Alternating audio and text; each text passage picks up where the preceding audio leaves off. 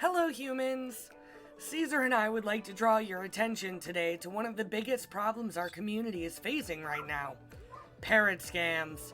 Between Facebook, Craigslist, and the whole wide internet, so many people, especially those who are new to parrots, are being targeted by thieves when they are trying to bring home a new feathered friend. In a recent poll of two large parrot groups, 56% of those who responded said they have spoken to someone who was trying to scam them. 19% are already experts at spotting a scam and refuse to engage with thieves. 19% have never run into a scammer, thanks in part to the hard work of all our mods out there. And 6% have actually lost money on a parrot scam. Sadly, that figure is likely even higher in reality due to people being embarrassed to admit that they've been had. Lucky for us, I was able to have a sit-down via video chat with Chris Dooley, who is our local scam warrior. He moderates more than 20 parrot groups on Facebook, and we talked for over an hour about the ways we can spot a scam. I'm excited to share that insight with all of you. So without further flapping about, let's check out Chris's tips for spotting a scam.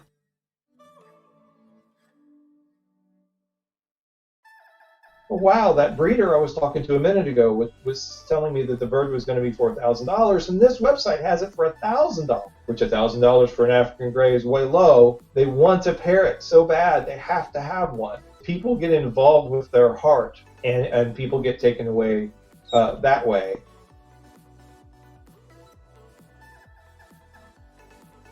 Red flag number 2 is they only want to deal with internet currency. They really want to use a Cash App or Venmo.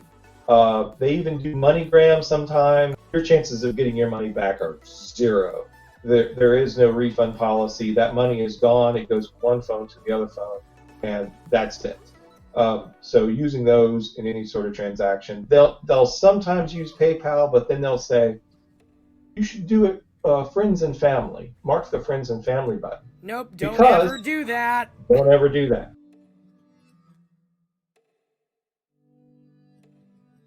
Scammers frequently advertise international shipping. International shipping doesn't exist in parrots. Nope, not allowed to do it.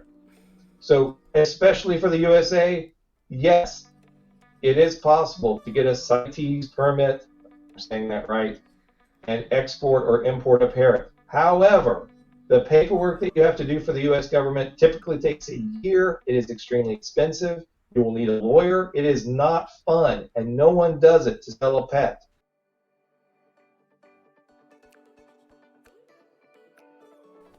None of the scammers want to actually list their location because it limits how many victims they can get. Most people want to go find a pet in person. They want to go visit it. And so when a scammer says, okay, well, I'm in Florida, you could say, hey, that's great, I'm in Florida. And then the scammer's blown it because the last thing they can do is have you come visit.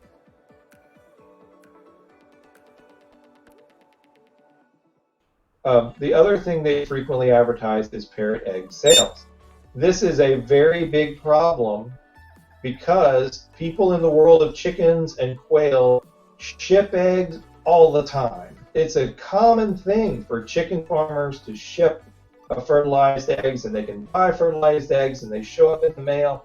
Chicken eggs are very durable. Quail eggs are incredibly durable. I have actually known people to go to the grocery, buy some quail eggs, pop them in an incubator, and get one to hatch. Parrot eggs are completely different from that in a variety of ways. They're mostly too fragile to ship. I've had breeders say they actually tried to move them from the nest to the incubator and lost them during that distance. Oh my gosh, that's awful. They're sometimes that fragile. So the other thing is parrots are really not chickens. Now you can get a chicken to lay an egg, every 2 days, every 3 days? And when you see these parrot egg sales, they typically show you racks full of eggs. Those are not parrot eggs. Mm-mm. A macaw breeder will tell you, what are we getting, 4 eggs a year?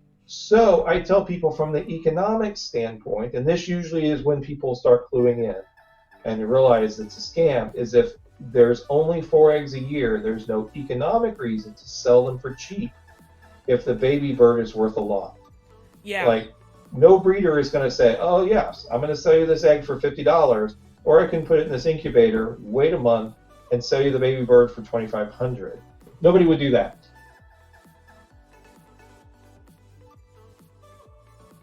They won't talk on the phone.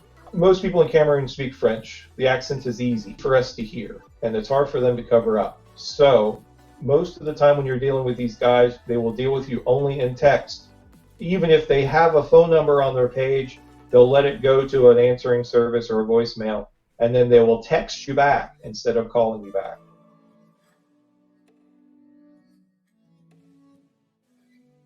In general, I'm very good at picking up on fake profiles that they create, obvious ones. A couple of the pictures are normal American looking, and then if you go deeper into the profile, suddenly you realize that they started that account 2 years ago in Cameroon, and some of their older pictures show a different person entirely. If someone sets up a profile and puts a picture up and joins a parrot group, I don't even pay attention. I mean, those people get blocked almost instantly.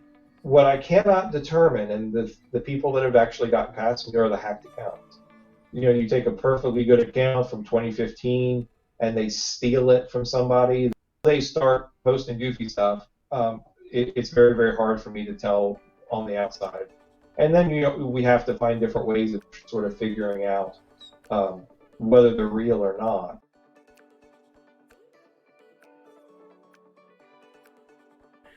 As a user, the only way to protect yourself is to ask everyone to video chat. That's it. A lot of people say, hey, if you hold up a piece of paper behind the cage with today's date on it, that's enough. It's not. It's really not. Some of these Photoshop. You don't even have to be good at it. Right. Some of these scammers are getting pretty good with Photoshop. They can put a piece of paper in a picture that they stole from somebody off Facebook, and they can scrawl today's date on it. Those are the guys that are sort of next level. It doesn't matter how legit something looks like. You still have to say, hey, I got a video chat with you. It's just something I do. You know, most of the legitimate breeders can do that, and they'll say, you know what? Yes, we're gonna let you see our operation on camera. It's really the safest thing for them to do at that point. When you video chat, you want to make sure you can see the person, and you can talk to them, and you can see the bird, and yeah, you should know the approximate time zone that they're in, and it should match up with what you think they should be. If you're in the Messenger app on your phone, it is the upper right-hand corner little button that looks like a video camera. You hit that, and that's a video call, and it's free. Yep, it's super easy. I hope these tips have been helpful, and if you think I've missed something or you need help determining whether something's a scam, please feel free to leave me a comment down below or get in touch via one of the links in the description, and I will help you as much as I can. Thank you so much for watching, and we'll see you next week with even more birds. Bye!